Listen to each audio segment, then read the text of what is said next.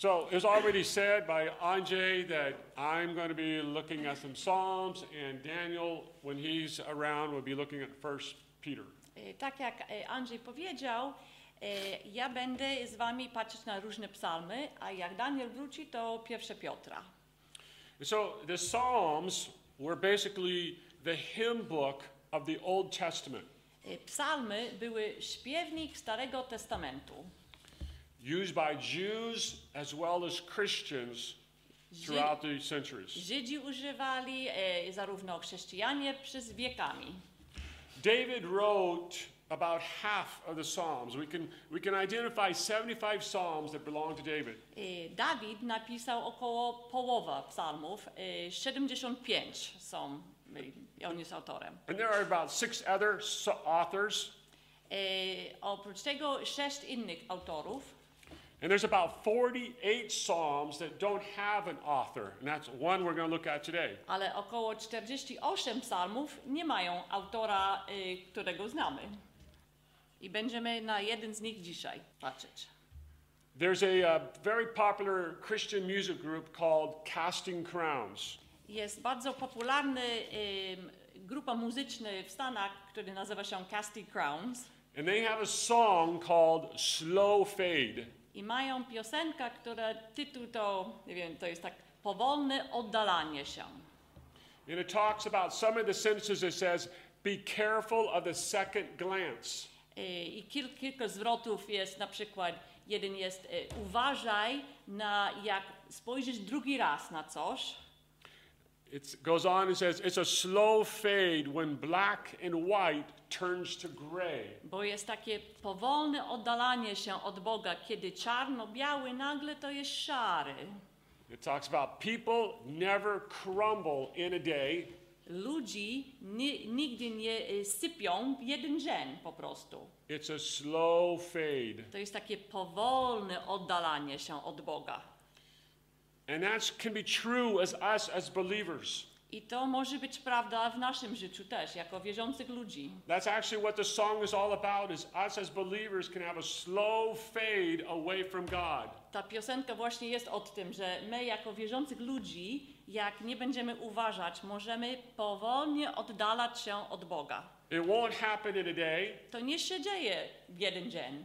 It won't really happen in a week. Nawet jeden tydzień. But it will happen over time if we allow it. Ale z czasem, jak pozwalamy, to możemy tak powoli oddalać się od Boga. It's a process that we can allow by our choices and lack of good decisions that bring us closer to God. To jest proces, co się dzieje w naszym życiu, jak podejmujemy złych decyzji. So I believe we can see this slow fade in Psalm 1. I wierzę, że widzimy takie powolne oddalenie się od Boga w pierwszym psalmie. And it's anonymous. We don't know who wrote Psalm 1. I to jest właśnie jeden z tych psalmów, który nie wiemy, kim jest autorem. Now, I know earlier we were having trouble with the PowerPoint presentation I put together, and I think our men have put it together. So let's go ahead and read Psalm 1. Więc przeczytamy pierwszy psalm. O, jak szczęśliwy jest ten, kto nie kieruje się radą bezbożnych, nie przesiądł podłością grzeszników, nie zajął miejsca w gronie szyderców, a jego rozkosz to prawo Pana. Nad nim rozmyśla za dnia oraz nocą. Będzie jak drzewo zasadzone wśród strumieni, które wyda owoc we właściwym czasie. Jego liść nie pożółknie, a czego się podejmie, to skończy się powodzeniem. Z bezbożnymi będzie inaczej. Ci będą jak chleby, które wiatr rozwieje. Dlatego bezbożni przypadną na sądzie. Podobnie jak grzesznicy w gronie ludzi prawych. Pan bowiem strzeże poczynań sprawiedliwych. Posunięcia bezbożnych zakończą się przed nami. Dzięki. Did you note the slow fade in verse 1? Zauważyliście takie powolne oddalanie się w pierwszym wersecie? It talks about, first of all, someone who walks. Na początku jest mowa o kogoś, który idzie. And in the process of walking, they stop and they just stand. A jak idą, to po prostu potem zatrzymują się i stoją. And then finally, they end up sitting. A potem w końcu siadają. And so they walk in the counsel of the wicked. Idą za radą bezbożnych. And then the fade begins to be more when they stand in the way or amongst the sinners. A ta powolne oddalanie się wzrasta, jak stoją już w drodze grzeszników. And then like the fade has fully happened when they're actually sitting in the place of scoffers. I ta powolne oddalanie się dopiero rozwija się, jak siadają po prostu w gronie szyderców. Now we generally use two different translations here in our fellowship. Często tutaj w naszym zborze używamy dwa różne tłumaczenia. The Warsaw translation, Warszawska, and that would be more of what I just discussed in my clarification. i to jest, używam to, jak teraz tłumaczyłam. But the Polish, the Poznan translation, which is this one, Ale the New Covenant, poznański Nowe Przymierze, to jest to tłumaczenie, really follows kind of a different mindset. jest troszeczkę inaczej And doesn't quite so much focus on the walk, i nie skupi się na chodzeniu, but not following the advice ale bardziej jak tutaj, że nie kieruje się radą bezbożnych. of the ungodly. And then secondly, there's the not being permeated or saturated with wickedness of sinners. A drugi, tak jak tutaj, nie przesiąkł podłością grzeszników And then did not take his place amongst the scoffers. i że nie zajął miejsce w gronie szyderców. But even in this new translation, we can see the slow fade. Ale nawet w tym nowym tłumaczeniu to widzimy takie powolne oddalanie się od Boga. It just says it in a different way. Jest tylko tak mówione w trochę innym innych słów. And the result is they start becoming regular among sinners and sinful things. Rezultatem jest, że dobrze się czujesz wśród grzeszników i grzesząc. So most translations use the word walk. Ale większość tłumaczeń używają to słowo chodzić. And the idea behind that is the fact that when you're walking, there could be sporadic ungodliness, sporadic contact. A taka myśl jest za tym, jak chodzisz na przykład, to sporadycznie masz kontakt z danym grzechem na przykład. But when you actually come to stand, then it starts to get more habitual. Ale jak stoisz już, to jest tak jak twój nawyk już. And then by the time you're sitting, A jak już siedzisz, it's actually you're starting to instruct others in that way of sin. to po prostu już jesteś tam i nawet uczysz innych, jak to grzeszyć. And it starts becoming a way of life. I staje się sposób życia. It's almost a hardened commitment to sin. To jest taka zaostrzone zaangażowanie w grzech. But the psalm makes it very clear that the righteous person rejects this lifestyle. Ale ten psalm to bardzo jasnie pokazuje, że sprawiedliwy człowiek obali tego, nie chce tego. And avoids the consistent company of the wicked. I unika takie nieustanne towarzystwo grzesznych ludzi.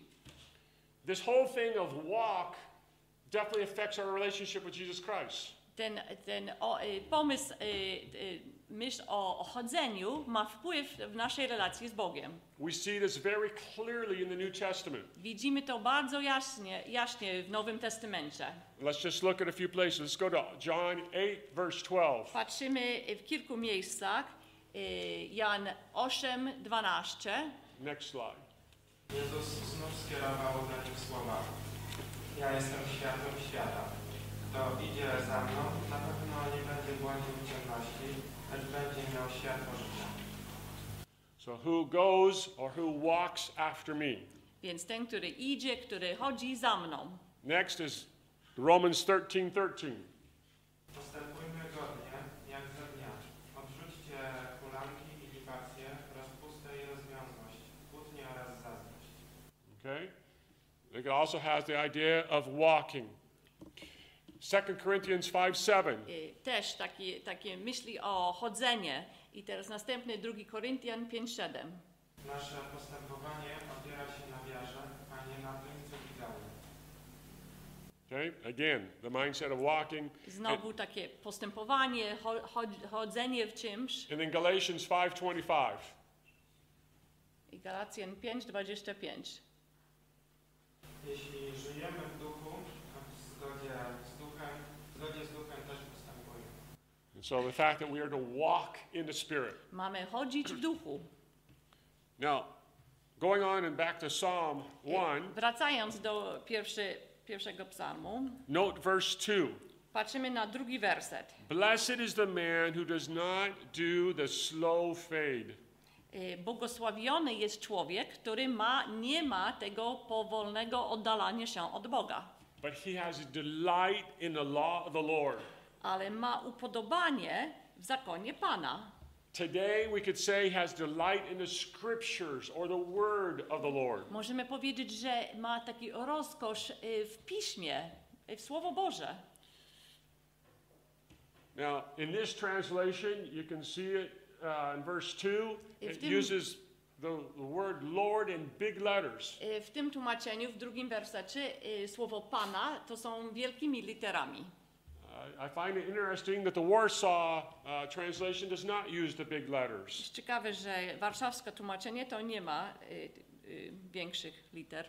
But did you know the difference between the big letter Lord and the small letter Lord? Ale wiecie, jakie są różnice między Pan, mały liter, i Pan, duży liter? The small letters is just like how we would use it even in Polish. Sir. Mały liter to jest tak jak po polsku, jak mówisz do kogoś pan, pani. But bigger letters are basically concentrating on one of the names of God. Ale jak są wielkimi literami, to skupią się na jeden z imion Boga. Now you have to understand that Jews respected the name of God so much that they would not say it and they would not write it. Trzeba zrozumieć, że Żydzi szanowali imienia Boga tak bardzo, że nie mówili tego i nawet nie pisali tego. And that is the word Yahweh. I to Jahwe. And so here is talking about the law of Yahweh. Więc tutaj jest mowa o prawa Jahwe. And so the author is very much focusing on the character of God behind that name Yahweh. Więc autor skupi się na charakter Bogu, który jest ukryty w jego imieniu. And so you could translate this as an instruction from Yahweh. Więc można tłumaczyć to jako instrukcję od Jahwe. Did you notice the word delight? Zauważyliście słowo tutaj rozkosz. The fact that a righteous person takes delight in the word or the law. Czyli sprawiedliwy człowiek to naprawdę ma rozkosz w słowie. Kocha to. What gives you delight? Co daje ci rozkosz? Any words would be what gives you joy? Co daje ci radość? What is exciting to you? Co ci ekscytuje? From what do you get great pleasure? Z czego masz wielkie upodobanie? Do you get that from the Word of God? Czy masz to od Słowa Boża? I certainly do. Ja na pewno.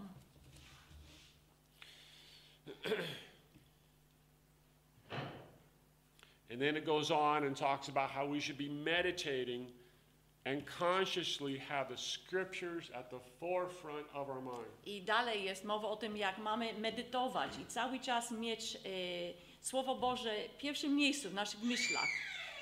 And this is why I think one of the whole temptation of Jesus that we read about in the Gospels is so clear and why it's important. Bardzo fajnie ilustruje to kuszenie Jezusa. How does Jesus refute Satan's temptations? W jaki sposób Jezus odbali te kuszenie Jezusa, kuszenie szatana? Did he say, oh, hold on, Satan, let me look. I know there's a verse against what you just said. Czy on mówił, poczekaj szatanie, poczekaj, na pewno jest werset na ten temat, poszukam. And then maybe he just loosely translates it in his own words. A potem jakoś tam mówi to swoimi słowami. No. Jesus quoted word for word from the Old Testament. Jezus cytował słowo za słowo Starego Testamentu. And that's from author. Obviously he's the author, but he was also meditating on it day and night. Więc na pewno on był też autorem, ale medytował na tym. On to miał w sercu. The fact is, how often are you having your own time with the Lord centered on His Word? Ale pytanie jest, jak często masz taki osobisty czas z Bogiem, skupiony na Jego Słowie? We so often think, morning or evening or afternoon. Często tak myślimy, rano, albo wieczorem, albo po południu. We just kind of have this mental block that it's got to be at least once a day. Mamy takie myśli, że no co najmniej raz dziennie. But this psalm would say differently. Ale ten psalm mówi troszkę inaczej. This psalm would say regularly. Ten psalm mówi regularnie. Often. Często. Day. Dzień. Night. W nocy. A few times maybe a day. Kilka razy dziennie. Instead of our phones. Nie tylko telefony. Instead of watching television. Telewizji. You know what I'm talking about. Wiadomo, o co chodzi.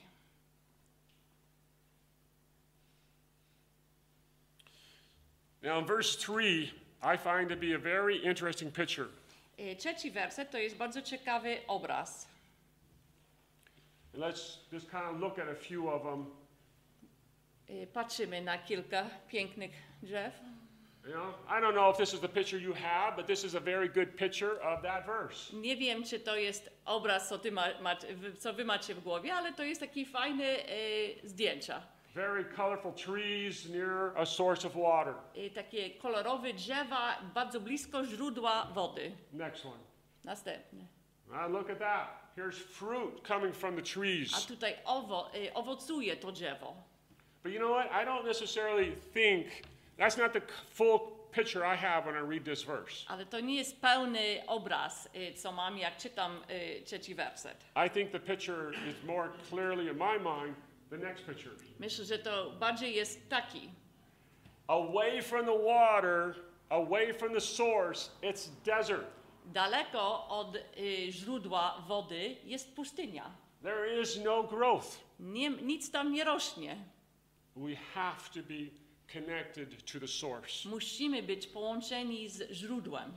And then the fourth picture will show it too. I czwarty też pokazuje to. You know, look how barren it is away from the water. Zobacz, jak takie pusty to jest, daleko od wody. And that's so true for us. I to jest prawda w naszym życiu.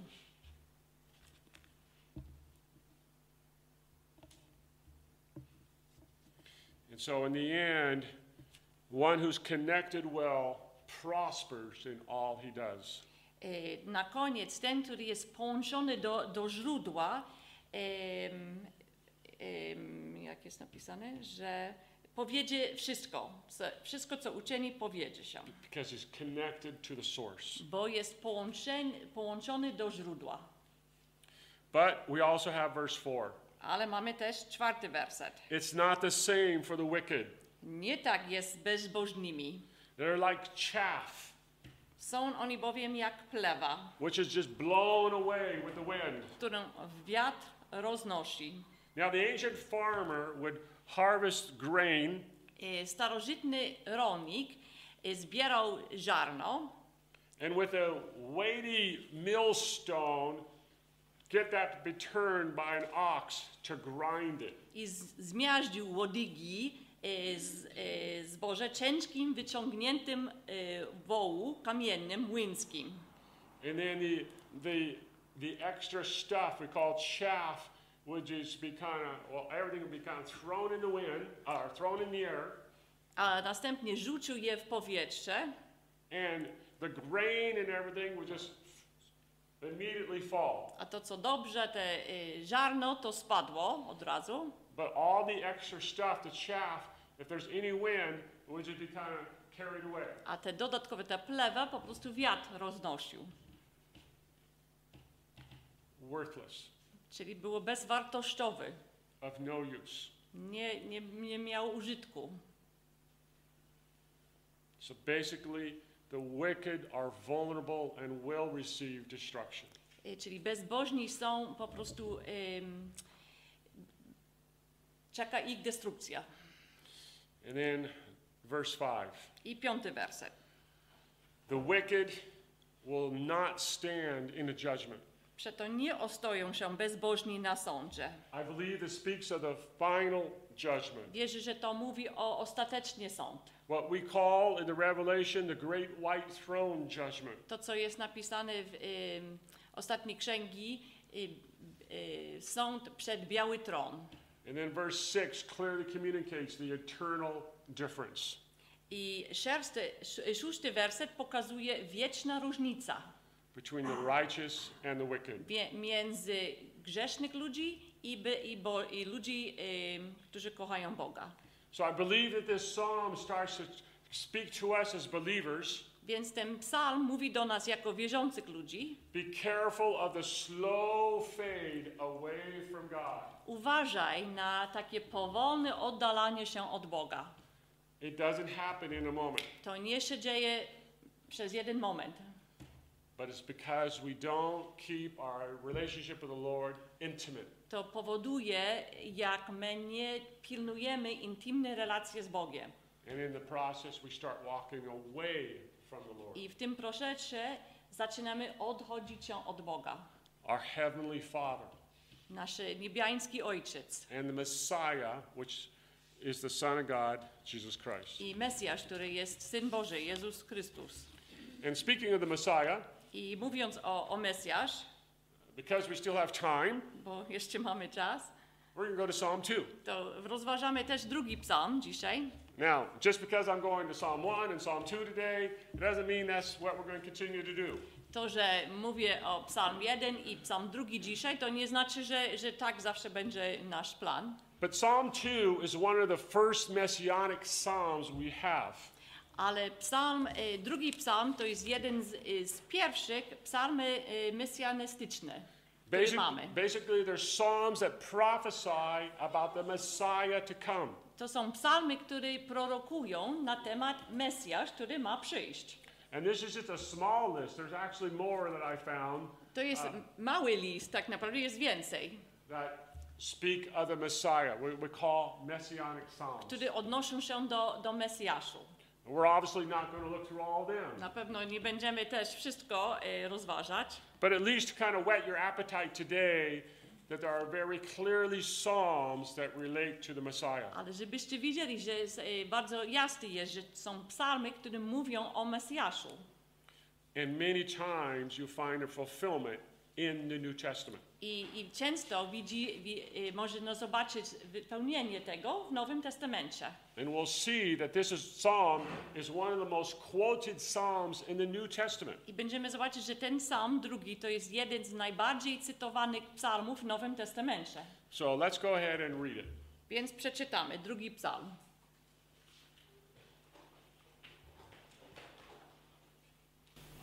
Dlaczego zbuntowały się narody, a ludy radzą daremnie? Powstają ziemscy królowie i wspólnie spiskują książęta przeciwko Panu i Jego pomazańcowi. Zerwijmy ich więzy, zrzućmy z siebie ich pęta. Pan widzi z nieba ich śmieszność, patrzy na nich z politowaniem. W końcu przemówi do nich w swoim gniewie, a Jego uniesienie ich przerazi. Ja ustanowiłem własnego króla na Syjonie, mojej świętej górze. Następny. Obwieszczam ten dekret Pana, powiedział do mnie. Ty jesteś moim synem, ja Cię dziś zrodziłem. Proś mnie, a dam Ci dziedzictwo narody. Oddam na własność ziemię po jej krańce. Będziesz je łamał żelaznym berłem, pokruszysz jak gliniane dzbany. Teraz więc, królowie, okażcie rozsądek, nie lekceważcie przestrug, wy sędziowie ziemi. Służcie Panu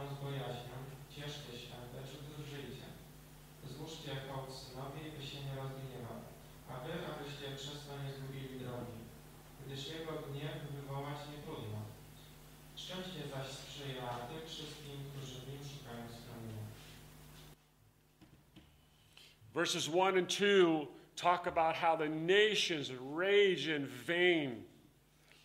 Pierwszy i drugi werset mówią o tym, jak burzą się narody. And how the nations plot against the Lord. Planują, spiskują w różnych rzeczach przeciwko Bogu. And here's a very interesting story I came across in preparation. Takie ciekawe historie, co przeczytałam, jak przygotowałem.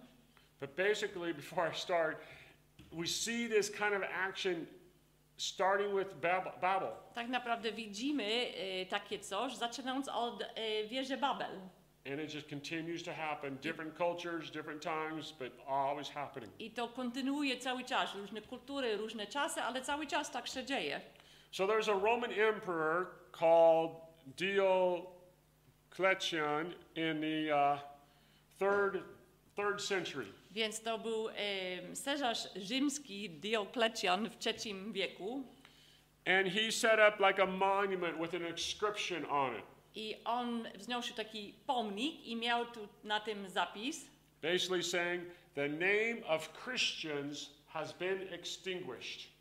I było napisane, że imiona chrześcijan już zgaśnie, że nie ma już. And then from the same emperor in Spain, they have found two pillars. I z tego samego cesarza w Hiszpanii znaleźli dwa takie filary. And on these pillars is written the following. I na tych filarach jest tak napisane. Diocletian, Maximianus, Caesar Augusti having extended the Roman Empire in the east and in the west. To jest napisane jego imię i to, że on jest chwalony za to, że rozszerzył imperium rzymskim w zachodzie, wschodzie. And for having extinguished the name of Christians. I za to, że wszędzie zlikwidowano przesąd Chrystusa, who have brought the republic to ruin. Który rujnowali republika. The second saying, I drugi, having adopted Galerius in the east, że adoptowali coś tam w zachodzie, wschodzie. Basically a type of belief. Aha, jakiś to, co wierzyli. For having extinguished or having everywhere abolished the superstition of Christ. I za to, że zlikwidowano przestąd Chrystusa. And having extended the worship of the gods. I plural. przedłużenie kultu bogów. A modern writer has taken note of these sayings. I teraz taki nowoczesny pisarz komentował na tym. We have a monument raised by someone who believed in paganism. Że mamy tu pomnik wzniesiony przez pogaństwo. Believing that he has conquered his foe. On wierzył, że on pokonał jego wróg. But now we can see that it was a very vain thing. Ale teraz widzimy, że to był próżno. Because this Roman emperor is now deceased. Bo ten cesarz teraz nie żyje. And it looked like at that time that Christianity was on the cusp of dying itself. I wyglądał w tym czasie, że chrześcijaństwo też rzeczywiście gaśnie. But Christianity survived. Ale oczywiście przetrwał. And we're the fruit of it today. A my jesteśmy owocem dzisiaj.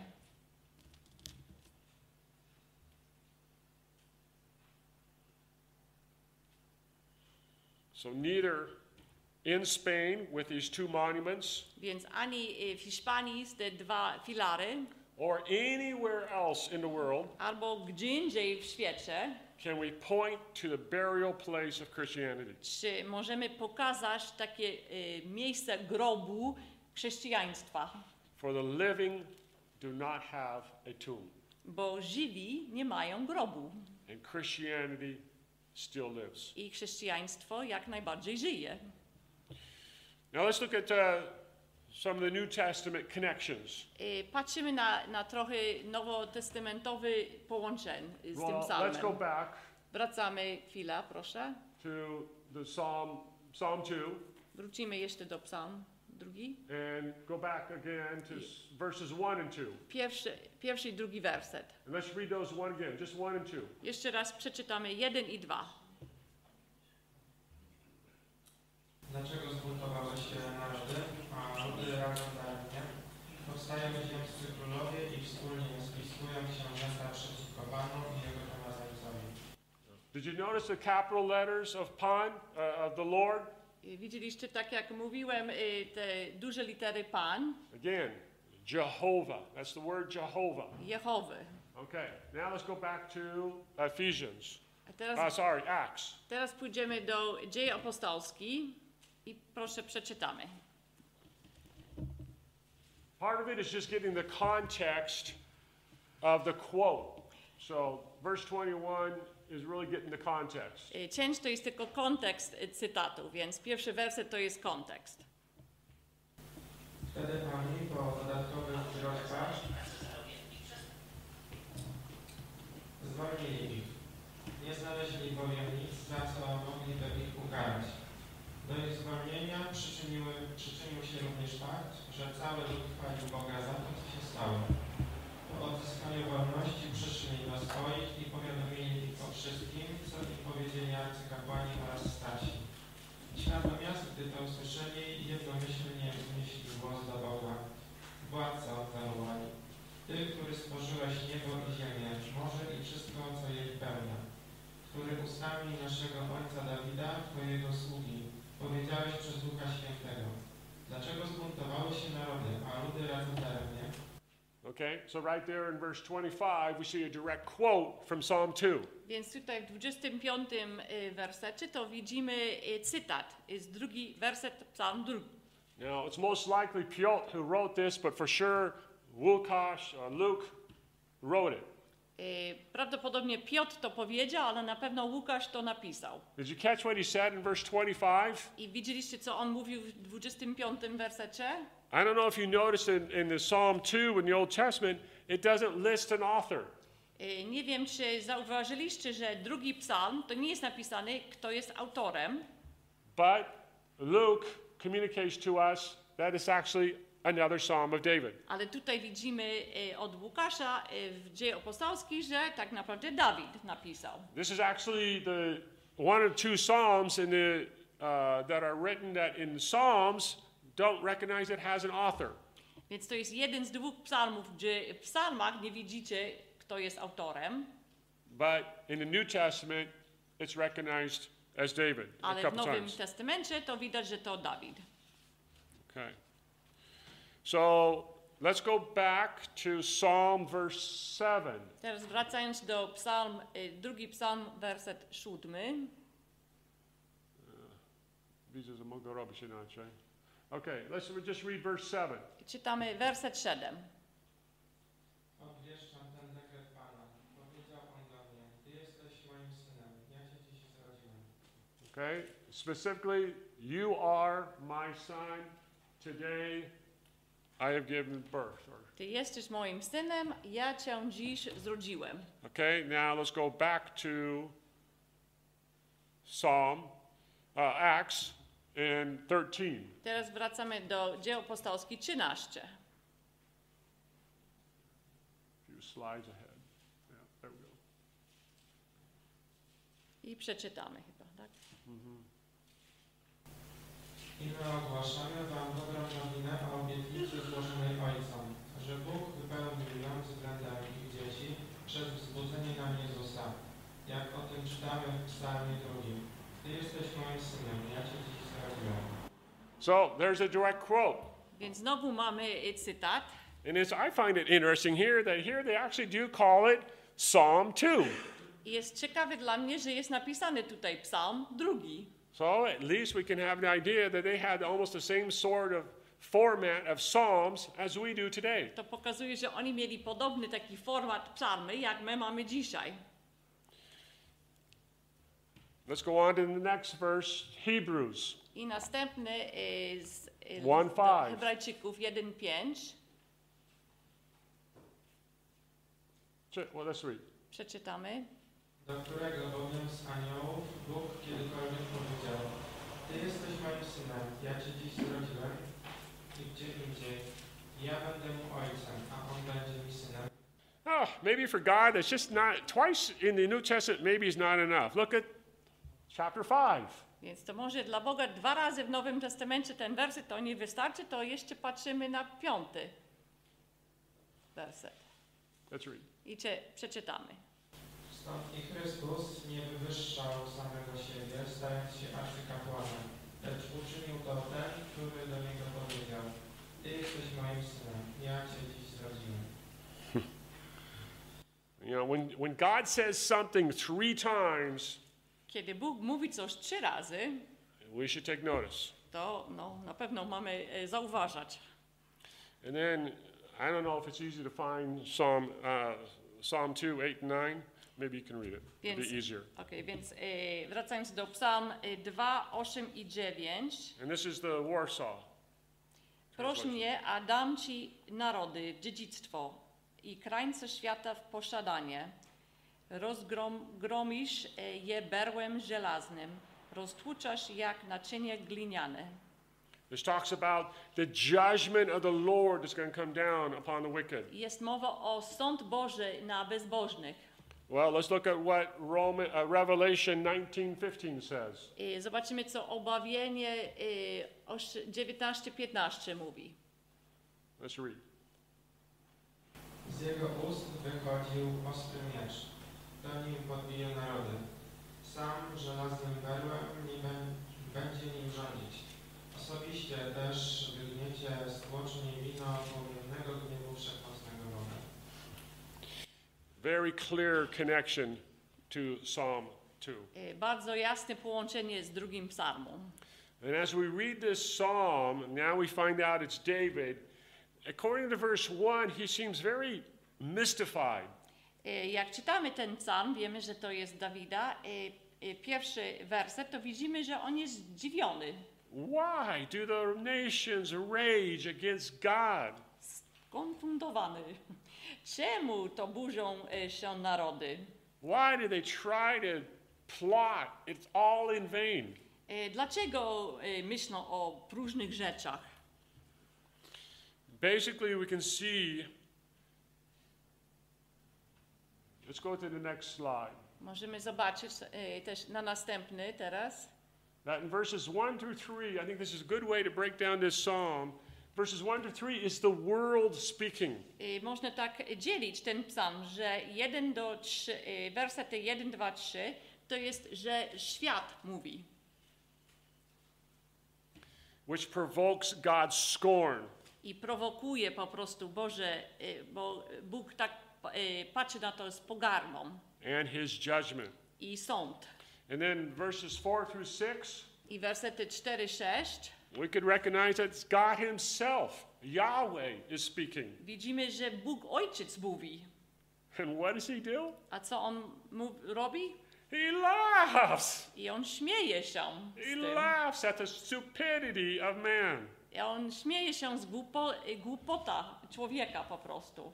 Remember the words somewhere in the Bible does say, the wisdom of man is the foolishness of God. Bo jest napisane, że mądrość Boga to jest mądrość człowieka jest głupota Boga, tak? Dobrze mówię? Nothing will succeed against God. Nic w końcu nie będzie udało się przeciwko Bogu. But then as I studied this and preparing, all of a sudden I had a whoa. A jak przygotowałam, nagle to było dla mnie takie, zatrzymałem się. And all of a sudden I asked a personal question. I pytałam tak osobiście. How often does God laugh at my follies? Jak często Bóg musi śmiać się z moich głupot?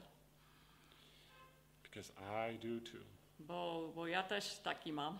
How often I show my will, Jak często ja po prostu jestem uparty, my strong character. taki za mocny charakter. Guilty. No na pewno jestem winny. But then the psalm goes on, and verses 7 through 9.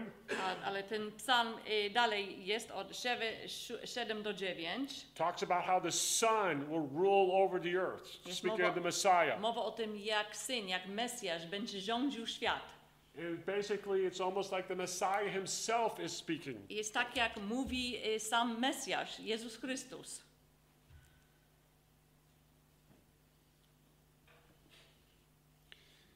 And it's clear in the last part that we now need to believe I jest jasny w ostatniej części, że mamy teraz uwierzyć and submit to the Son i poddać się Synowi and find blessing rather than destruction. i znaleźć błogosławieństwo zamiast zniszczenia. Because it seems almost in the last part it could be the Holy Spirit that's speaking. I tak wygląda tutaj na ostatniej części, że tak jak Duch Święty mówi.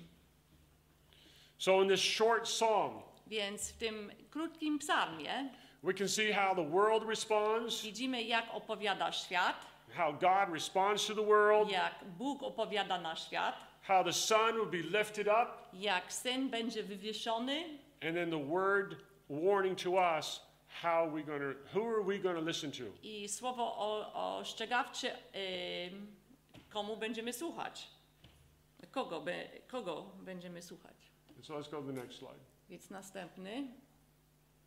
So basically, who are we listening to? Więc pytanie jest, kogo słuchasz? Is it the world Świat or is it the Trinity? Czy Trójcę? So we need to be careful. Więc uważamy. I think Psalm 1 very much is a warning to us.